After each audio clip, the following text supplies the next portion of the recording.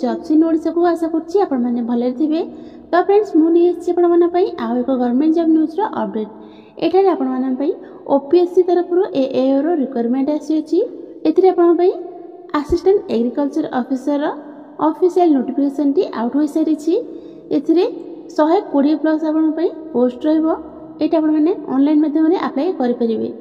यार eligibility criteria कौन रही आपण मैंने या किपरि आवेदन करेंगे से विषय में आपको यही वीडियो माध्यम जनइबी। जदि आपण मैंने यही पोस्ट अप्लाई करने इंटरेस्टेड रहउछंदी तेबे वीडियो को बिना स्किप करके डिटेल्स रे शेष पर्यंत देखि नियंतु। चलंतु प्रथम आलोचना करिया ऑफिशियल नोटिफिकेशन विषय रे।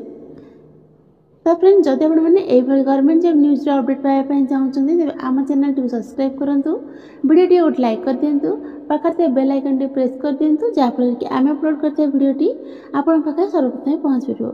एटा आपनकर नंबर ऑफ पोस्ट आपनकर 124 रहबो। लास्ट डेट आपनकर 11/12/2024 यार लास्ट डेट रहबो। ए पर आपनकर वैकेंसी डिटेल्स देखि नियंतु। अनरिजर्वड कैंडिडेट्स को पई 85 पोस्ट होची, एससीबीसी कैंडिडेट्स को पई 14 पोस्ट होची, शेड्यूल्ड कास्ट पई 24 पोस्ट होची, शेड्यूल्ड ट्राइबल पई 41 पोस्ट होची। एटा आपनकर लेवल 10 रे जाउची। एथिरे आपनकर सैलरी रहबो 44,900 आरंभ करी 1,42,400 पर्यंत सैलरी रहबो। एहा पर आपनकर एजुकेशनल क्वालिफिकेशन देखि नियंतु। Bachelor of science degree in agriculture बा हॉर्टिकल्चर करछन्ती ताहेल एही पोस्ट को आवेदन करि परिबे। एथिरे आपनकर एज लिमिट देखि नियंतु। एज लिमिट आपनकर 21 ରୁ 38 वर्ष आवश्यक रहउची। मिनिमम एज आपनकर 21 वर्ष आवश्यक होची।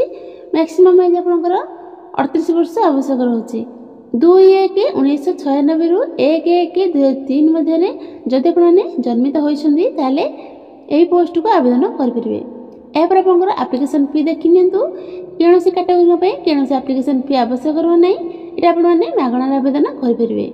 ए पर आपनकर इंपोर्टेंट डेट देखि नियंतु। एहर नोटिफिकेशन टी 6/11/2024 रु नोटिफिकेशन टी जारी हेलानी। ऑनलाइन अप्लाई प्रक्रिया गारंटी 12/11/2024 रहबा भाई। ए लास्ट डेट रहबो 11/12/2024 यार लास्ट रहबो। तो फ्रेंड्स एटा आपनकर ओपीएससी रो ऑफिशियल पीडीएफ नोटिफिकेशन टी रहउची। एटा मेंशन करछि Odisha public service commission mention करछि requirement to the post of assistant agriculture officer post रहउची। एटा आपनकर ग्रुप बी रे रहबो। एथिरे आपनकर ऑफिशियल वेबसाइट रहबो opsc.gov.in एरा ऑफिशियल वेबसाइट रहबो। एटा आपनकर 12/11/2024 में लास्ट डेट रहबो। 11 नवेम्बर 2024 यार लास्ट डेट रहबो। एथिरे आपनकर 124 पोस्ट अवेलेबल रहउची। एटा आपनकर लेवल 10 रे जाउची। ए पर आपनकर वैकेंसी डिटेल्स देखि नियंतु। वैकेंसी डिटेल्स रे आपनकर जनरल प्लान पई 45 पोस्ट रहउची। सेति मध्ये 15 पोस्ट रहउची वुमेन कैंडिडेट्स को पई। एससीबीसी कैंडिडेट्स को पई 14 पोस्ट रहउची। सेति मध्ये 5 पोस्ट रहउची वुमेन कैंडिडेट्स को पई। एससी कैंडिडेट्स को पई 24 पोस्ट रहउची। सेति मध्ये वुमेन कैंडिडेट्स को पई 8 पोस्ट रहउची। एसटी कैंडिडेट्स को पई 41 पोस्ट रहउची। सेति मध्ये 14 वुमेन कैंडिडेट्स को पई रहउची। टोटल आपनकर 124 पोस्ट रहउची। 22 पोस्ट आपनकर वुमेन कैंडिडेट्स को पई रिजर्व रहउची। ए पर आपनकर देखि नियंतु। एज लिमिट देखि नियंतु।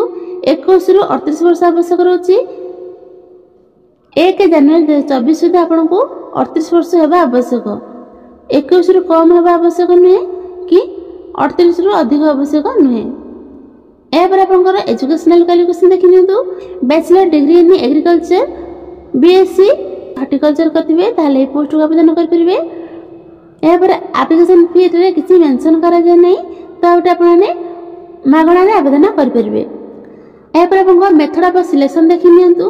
प्रथम आपनकर रिटन एग्जाम रहबो, तापर आपनकर इंटरव्यू रहबो। रिटन एग्जाम रे आपनकर दुइटी पेपर रहबो। एटा आपनकर 200 मार्क रहबो। गोटे पेपर 100 मार्क रहबो। एथिरे आपनकर मल्टीपल क्वेश्चन जाउची। एटा आपनकर एमसीक्यू टाइप रे रहबो। एथिरे आपनकर नेगेटिव मार्किंग रहउची 0.25 आपनकर नेगेटिव मार्किंग रहउची। एथिरे आपनकर 2 घंटा समय दे जाउची। ए पर आपनकर देखि नियंतु। डेट ऑफ एग्जामिनेशन 9/3/2024 सुधा आपनकर एग्जाम रहबो। प्लेस ऑफ एग्जामिनेशन देखि नियंतु। एठा आपनकर भुवनेश्वर बा कटक रे एग्जाम रहबो।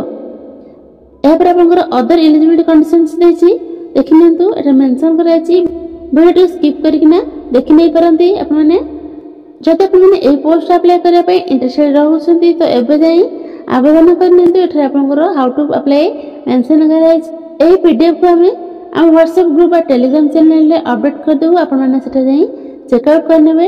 एटा देखि नियंतु आपनकर सिलेबस रही आपनकर पेपर 1 रो सिलेबस रही देखि नियंतु। एटा आपनकर 4 स्टेज रे एग्जाम रहबो। पेपर 1 रो 4 स्टेज रे छी यूनिट 1 यूनिट 2 यूनिट 3 यूनिट 4 आपनकर रही छी। एटा सब्जेक्ट रहबो आपनकर क्वालिफिकेशन अनुसार आपनकर सब्जेक्ट रो टॉपिक रहबो। एटा मेंशन कराई छी देखि नियंतु। ए पर आपनकर पेपर 2 रे आपनकर 100 मार्क रे एग्जाम रहबो। एटा आपनकर 2 घंटा ड्यूरेशन दे जाउछि। एथि आपनकर 4 स्टेज रे आपनकर एग्जाम रहबो। यूनिट 1 यूनिट 2 यूनिट 3 यूनिट 4 रहबो। एटा भी आपनकर क्वालिफिकेशन अनुसार आपनकर सब्जेक्ट रो टॉपिक रहबो। एटा देखि नियंतु। नेगेटिव मार्किंग 0.25 आपनकर नेगेटिव मार्किंग रहउछि। जे माने भी ए पोस्ट अप्लाई करै पे इंटरेस्टेड रहउछन्ती तो एबे जाय आवेदन करनियंतु। एही पीडीएफ नोटिफिकेशन टी आमे व्हाट्सएप ग्रुप और टेलीग्राम चैनल रे अपडेट करू तो आपण सेटा चेकआउट करनेबे।